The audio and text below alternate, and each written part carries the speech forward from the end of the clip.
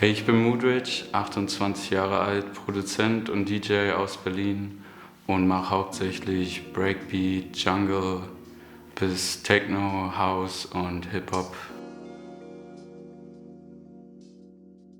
Erstmal einen guten Start irgendwie in den Tag zu kriegen, was ordentliches zu essen und ein gutes Gefühl zu haben und dann irgendwie an einer Vision zu feilen, irgendwas sich auszudenken und sich dann in dem kreativen Schaffensprozess fallen zu lassen mit möglichst wenig Distraction.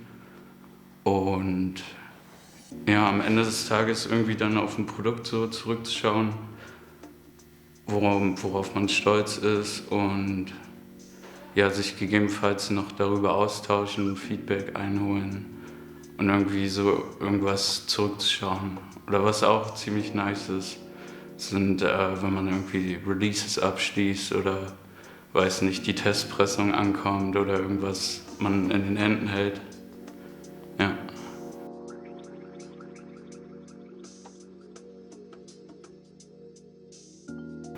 Also hauptsächlich Musik von anderen Artists, würde ich sagen, und die sample-basierte Kunstform der Musik, also das in Kombination miteinander, ob es jetzt die Breaks sind oder andere Samples, Sounds und ja, auch die Zusammenarbeit mit anderen Künstlern schätze ich sehr, das motiviert mich sehr und Erfahrungen, so Raves, Gigs, das pusht mich immer irgendwie ungemein und irgendwie auch Feedback so direkt mit den Leuten, wenn man irgendwie angesprochen wird und gesagt bekommt, ey, das ist geil, was du machst, so, dann habe ich mehr Energie, so weiterzumachen damit. Jetzt auf deinen letzten Projekt aus.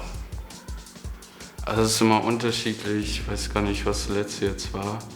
Aber zum Beispiel bei der Kassette war eher so, dass ich viel produziert habe. Oder ich mache immer so irgendwie 10 Beats die Woche und dann sind davon irgendwie 2 geil oder so oder 3. Und dann sammelt sich das irgendwie an. Manchmal merkt man schon, okay, die 4 passen zusammen für eine EP. Oder wenn die nicht passen, dann liegt es halt erst mal ein bisschen rum und dann guckt man halt, okay, das passt zusammen, das finde ich jetzt geil, das ist ein rundes Projekt und dann ja, leitet man das in die Wege, irgendwie sich um Cover zu kümmern und ja, lädt das auch irgendwie schnell hoch. Wenn man jetzt nicht unbedingt mit einem Label kooperiert, so dann ja, geht das schon auf jeden Fall schneller. Also bei dir ist auch alles self-made vom ersten Lied zum Cover zum Hochladen.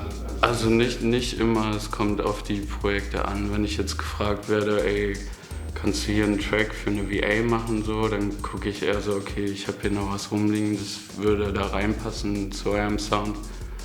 Und ja,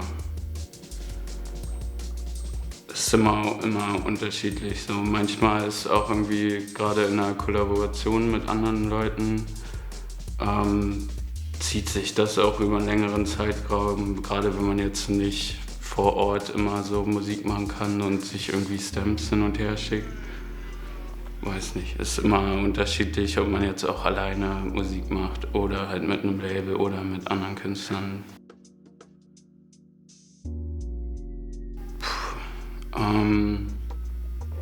Auf jeden Fall erstmal die richtigen Leute so zu finden, mit denen man Musik oder mit dem man sich oder mit dem man dieselbe Vision teilt irgendwie oder denselben Vibe, denselben Musikgeschmack und ja, da halt auch sehr kompromissbereit zu sein so und ja, viel Kommunikation auch untereinander und mit den Artists, die man an Bord holen will für sein Label und ja.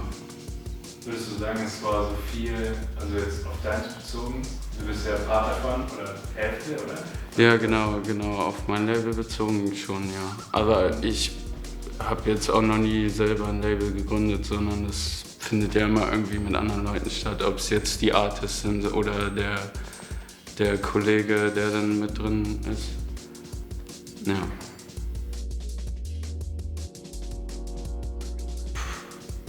Also auf jeden Fall geduldig sein, gerade wenn es jetzt so um Vinyl-Releases geht, so, dann muss man halt manchmal 1, 2 Jahre warten, so, bis das dann irgendwie vollendet ist. Und ja, sich nicht zu vergleichen auch mit anderen oder auch so Projekte so zu vergleichen, weil ich finde, da macht man das schnell mal sein eigenes Werk so ein bisschen kaputt oder ordnet sich dann halt irgendwie unter, wenn man jetzt irgendwie so Projekte miteinander vergleicht oder auch sich mit anderen Künstlern vergleicht irgendwie. Und ja, drittens vielleicht,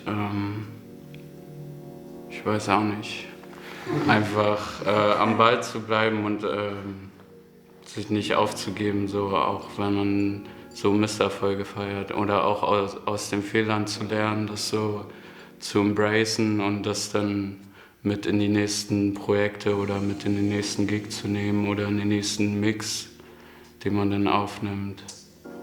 Und sich halt nicht von Fehlern oder so, nicht diese perfektionistische Herangehensweise halt hat, sondern eher aus den Fehlern lernt, wirklich.